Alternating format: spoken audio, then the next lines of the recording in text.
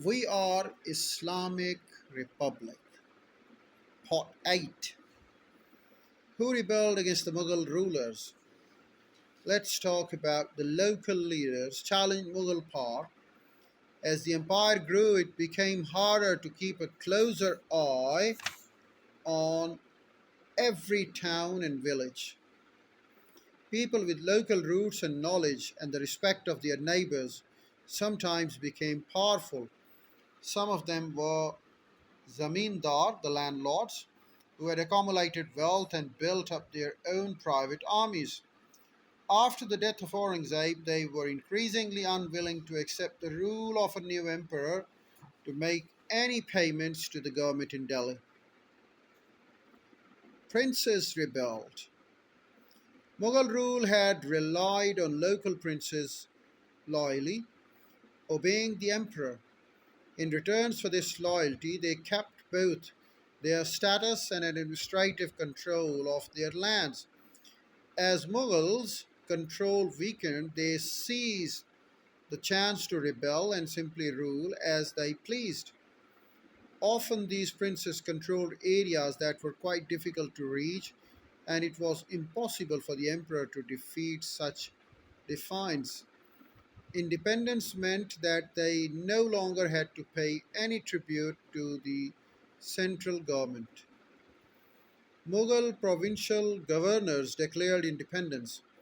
Mughal rule had depended on local officials carrying on our instructions, the rule of government in Delhi. In time, these officials, especially the provincial governors, known as Nawabs, became very important as they grew more powerful, their loyalty weakened, and often they often only paid lip service to the empire. During 1720s, the Nawabs in the province of Awadh and Bengal simply broke away from the imperial control. They too stopped sending revenues to the governor, the Marathas. The most serious challenge to Mughal authority came from the Marathas. At the time of his death, Aurangzeb had failed to crush the Marathas who lived in Deccan and were constant thorn in his side. The Marathas were known for their skills as guerrilla fighters, as their devotion to Hinduism. During the 17th century, under their daring and ruthless leader Shivaji, Marathas' influence spread.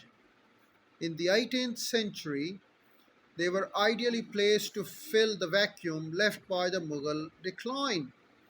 Maratha power expanded across central India. In 1737, they defeated Mughal army outside Delhi, and in the following year overran the strategically important town of Malwa. This established a gap through which they could stream eastwards as far as Bengal.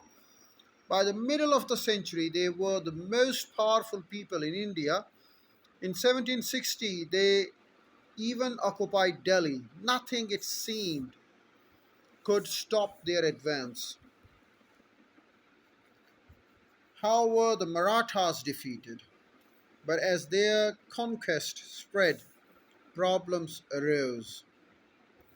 As a group, the Marathas controlled more territory, had greater wealth, and more soldiers than any other ruler.